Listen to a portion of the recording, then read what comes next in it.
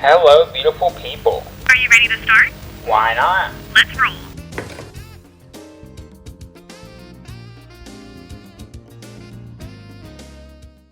Hello, beautiful people. I just wanted to hop in here as I'm editing this episode and apologize that there is no video. The video quality was not great and it was choppy and just did not turn out good at all. I explained in the episode why I am doing it in a little bit different of a setup and why this episode is a little bit different. I promise, starting next episode, we'll be back in the studio and I will hopefully have a guest. If not, the quality will be better. Again, so sorry, this episode is a little bit different and I hope you enjoy. Hello, beautiful people. Welcome back to another episode of Digital Activism. We're not in the new studio space, and that is because things have been crazy. So, few little life updates.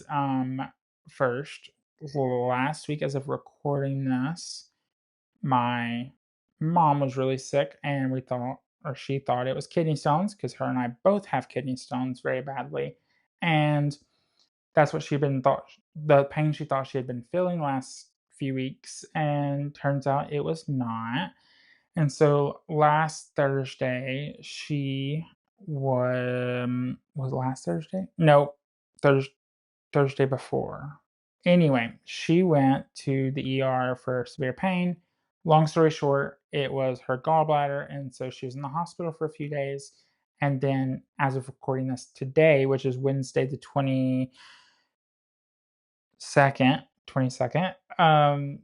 of April, she had her gallbladder removed literally today. So and when she heals up and she's feeling better, she is going to sit down with us and do an episode. I already talked to her. We're planning on recording one pre-surgery last night just to talk about the hospital stay, the pain, everything, that she was feeling, and the symptoms, and where she thought it was a kidney stone and why she thought it was a kidney stone. But with the surgery being today and we had to get in bed early and just she was busy, that we decided we'd do it after she starts healing and feeling better, and we can talk about surgery and everything. So keep that in mind. That will be a future episode, and it will either be here or in the studio. I'm hoping to convince her to go there.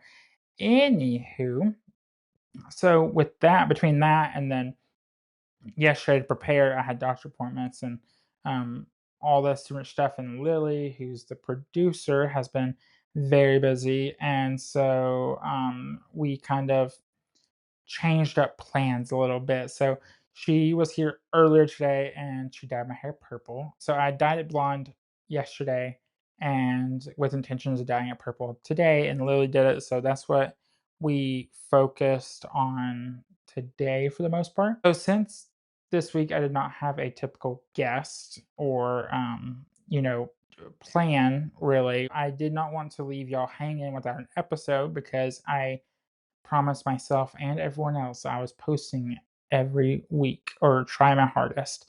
And so it is 10 o'clock at night and we're going to record this. And so I really went online, mostly Reddit, and pulled questions or advice or, whatever it may be, different posts relating to disability. And most of them are questions, if not all of them. And I was going to answer them. Everything I say is my opinions and through my experiences and beliefs and um, my thoughts. And I pulled these questions, but I haven't like sat there and thought a lot about them. So this may be the most chaotic, like follow my brain wherever it may go, video or audio or podcast, whatever. And I'm also very tired. Was up at 3 a.m. this morning.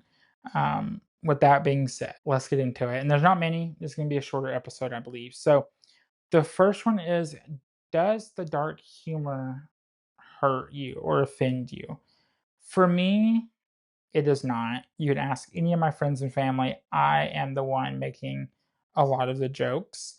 Now, again, that is just my personal take. And if it's from a stranger and I can't tell, especially online, and I can't tell if they are joking or not joking, may hurt a little bit more, but, typically, in my, family and friends and myself, people say, you know, making jokes and laughing at stuff is the way to cope. I'm not that I'm necessarily coping with my disability. Like, I don't think that's not necessarily the right terminology. It's more of, making light of or not letting it affect my life where I don't want to talk about it. So I make the wheelchair jokes. I make the can't walking jokes. I make the every disability joke that applies to me that I can. I will always want to hear an original funny joke. So if you have them, as long as they're not too mean, always feel free to let me know what they are. So yeah, in my opinion, dark humor, love it. That's how I would say since late high school, mostly college, I have made a lot of dark humor jokes on social media and in my personal life. Second question: what is the worst disability advice you have ever been told, or what's a comment someone has said? Things like that. There's a lot, you know. I would say the biggest ones that come to mind are if you pray hard enough, it'll go away. If you just exercise, have you tried this, or this, like apple cider vinegar pills, or this, or again, exercise, or um, d- all these different things that, like, if it was that simple, I would be running around right now, and this podcast would not be about a disability. It'd be about something completely different, but it's not that easy. And so it just I don't need unsolicited advice from an able-bodied person who has no idea what my disability is, has no ideas what my chronic illnesses are, my pain, my limitations, my anything without knowing. They just assume or want to give this advice of exercise or praying or this and that.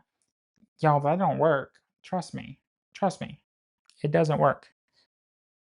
So don't stop me in the middle of a parking lot of a grocery store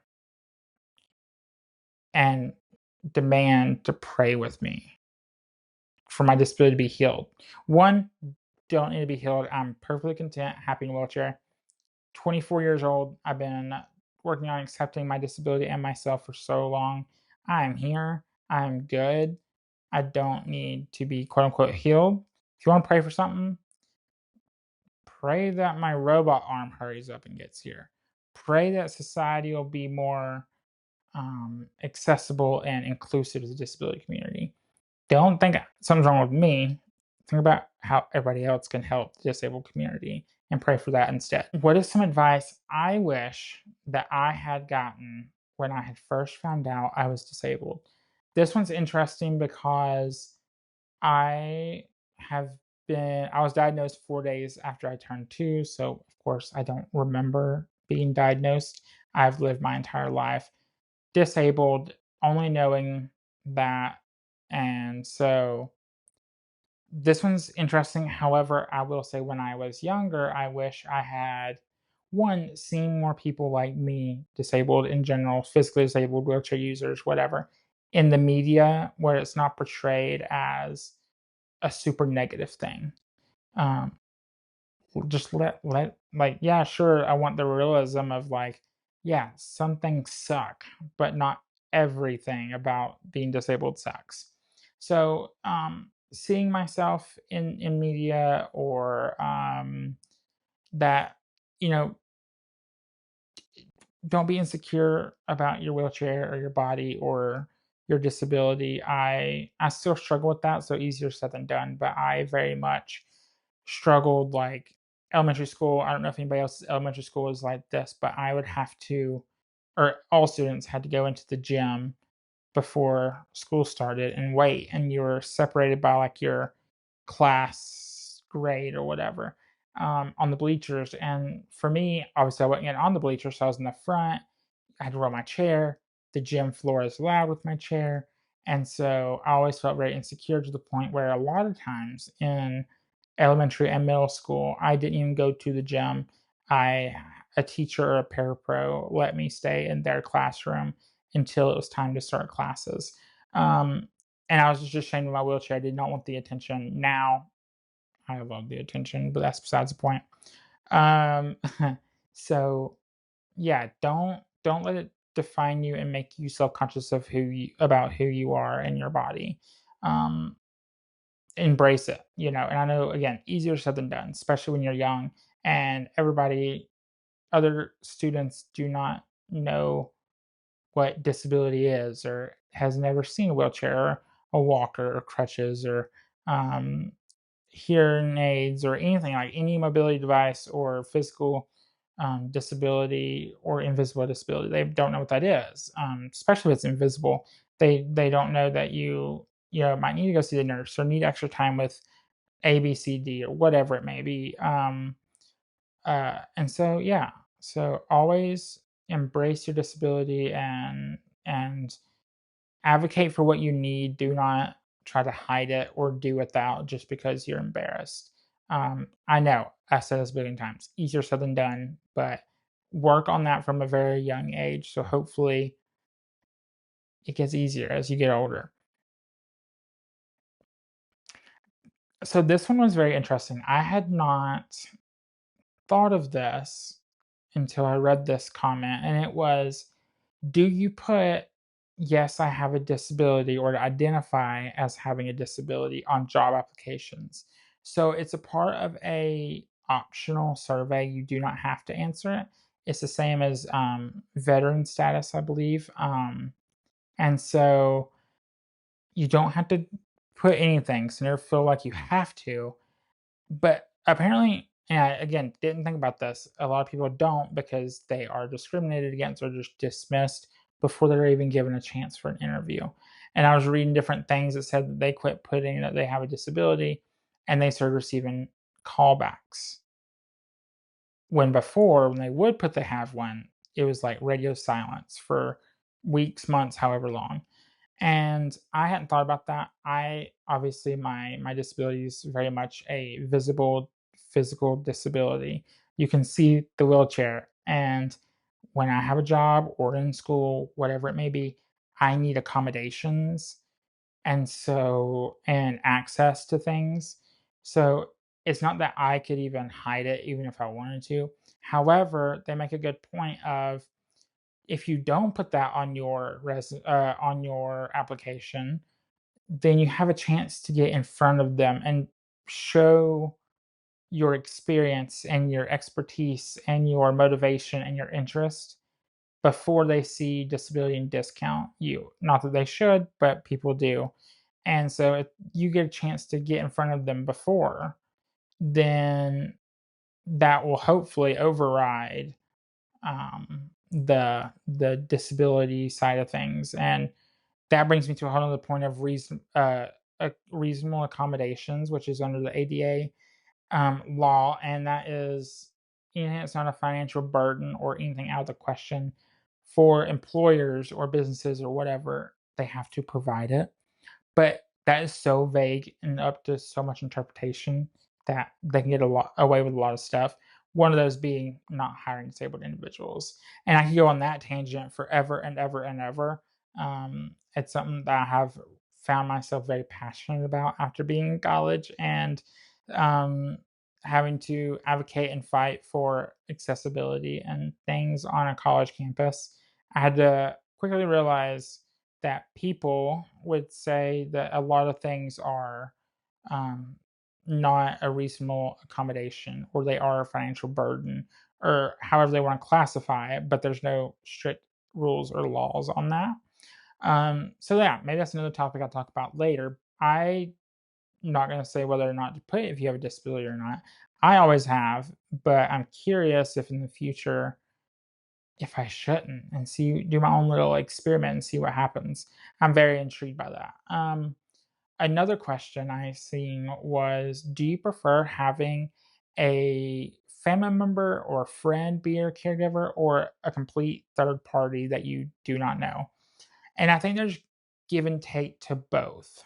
So, or pros and cons of both rather. So for a family member, obviously They know your disability, they know you're uncomfortable, you know them and are comfortable, and it gets very vulnerable. Bathing, changing clothes, bathroom, personal hygiene, all of the things they are having to do for you and help you with, depending on your disability and what level of mobility you have. And so for me, I need all of those things. And it is difficult when it's a stranger because that's a lot of vulnerable trust you're giving onto them, and the first time you meet them might be an hour before they help you shower. Like, it really it's a very vulnerable place to be, and, so that's difficult, but on the plus side, it is a good thing because, you don't have to feel. I know a lot of times my family, I feel bad for asking for help on certain things, or I feel like a burden, whatever it may be, but if it's a caregiver, a third party caregiver, that is their entire job, and so I almost feel like it's they are not your family member or your friend, they work for you in a way, and, that it feels more natural to ask them for help or get them to do something for you and, not feel like you're bugging them over and over and over. As with a family member, they just maybe live in the house with you or near you, and you're like, "Oh, can you do this, this, or this?" And also, if they're a caregiver, a third party caregiver, they're that's their job. They applied for it. They, in some cases went to school for it. They trained for it. So like that is their job and career and life. On the other hand, with a family member or a friend, they didn't necessarily apply for this job or anything like that. So like they may one be working other jobs, but two have other interests or passions or stuff they want to do, but they feel what they need to help you. And I'm not talking about little things. I'm talking about like being with you the 12 or 24 hours a day and bathing, eating, bathroom, personal hygiene, everything. Like, that's a lot for anybody, but especially when it's not something that they had planned on it being their career, life, job, whatever. They'll often do it, but they might not necessarily want to do it, and they can get burnt out. You also risk the bridges in the relationship being burned, and that's your family or your friends, so you gotta be really careful. As with a as a third party caregiver, that is someone who works for you. So one, it's their job and they're trained, and oftentimes family members aren't. But also, you can have that friendly relationship, but you also can place more set in stone boundaries. Now, on the flip side, it can be harder for it to be a third party caregiver because in my case, I live in a rural area, and so the closest place that my insurance covers for a caregiving agency is an hour away, and the government doesn't pay worth a shit. Like, caregiver gets, I don't know, at least in the program I have, $12 an hour, 6 to 8 hours a day, 7 days a week. 1 to 2 different caregivers. They don't pay for gas. They don't pay for a vehicle. They don't pay for maintenance. They don't pay anything really. And so, like, is that worth it to drive an hour plus or even less away 7 days a week both ways? Also, if they get sick or have a family emergency or car breaks down, and again, you just have to give a lot of trust. I've had a caregiver steal my medicine. These are both third party individuals. One steal my medicine, and the other has some personal stuff going on and just wouldn't show up a lot of times. And so then I was left without a caregiver unexpectedly, and then one went MIA, and again was left without a caregiver. So in that sense, it's easier to have a family member or a friend. There are ways to have your insurance use one of those companies, but your family member, whoever, can get hired through them and fill out the paperwork, and they can get paid to do it. So that does help a little bit. Currently, my mom does that, and my parents own their own business. So my mom does most. She'll go with dad sometimes. They own their own construction business, but a lot of the times, mom's at the house, typing up contracts or whatever it may be, or doing a lot of secretary type stuff. And so she's around anyway, and she's available, so she might as well get paid for helping me out. It makes total sense. And if she's sick, or in this case had surgery, and somebody else needs to care for me, or maybe my parents go on vacation, and my brothers or aunts or somebody else or a friend needs to care for me, they can get paid, because instead of my mom getting paid, she'll just send it on over to whoever's helping me. What is the weirdest thing I have been asked about my disability? So, there's so many questions. Have you I'm trying to think of like the actually weird questions. I get a lot of invasive questions, but I personally do not mind answering questions. I actually love answering questions. That is not the case for all disabled individuals. So if someone says they don't want to say or answer a question, do not pressure them to. I usually answer a question, but I'm also okay with saying I'm not answering that. In middle school, I was asked how I used the bathroom by a student who blocked me from leaving the classroom until I answered. I've had, can I drive your wheelchair? Can I ride your wheelchair? Can I push your wheelchair? Can I, um, like, can I try to help you stand? Can you have sex? Can you, like, can you even have a relationship? Can you drive? Which that's not that crazy a question. I got approved to drive. I don't drive. Don't feel safe doing it. But like all these questions that are sometimes so out there, and some are just invasive, and not everybody wants to answer those. I post on social media in a way where I advocate and like encourage questions as long as they're respectful, but I'm also, again, okay with saying I'm not answering that or just ignoring the question. Um, but yeah, like if someone doesn't want to answer something, don't force them to answer it. And same goes for if you ask them if they need help and they decline. So, for example, say I'm at a grocery store grabbing a bag of chips off the shelf. If somebody's like, "Do you need help with that?" and I say no, do not do it anyway. If the disabled person needs help, they will say yes. Now, I may not be the person to ask for help, but if it is offered to me and I need it, I will say yes. But if I say no, do not do it anyway. That just makes me livid. I know I'm not the only one that feels that way. And most disabled individuals will ask for help if needed. And so, yeah, never pressure someone to let you help them. If they feel like they can be independent, let them be independent. So, yeah, those are the questions that I found online or have been asked or thought of. I hope I answered them decently. Again, very little sleep, unplanned episode. And if you have any questions, feel free to DM me, ask in the comments, leave it, wherever, and I want to answer more questions. Again, sorry we're not in the typical place and new setup. Thank you for being here. I love you all, and I'll talk to you all next week.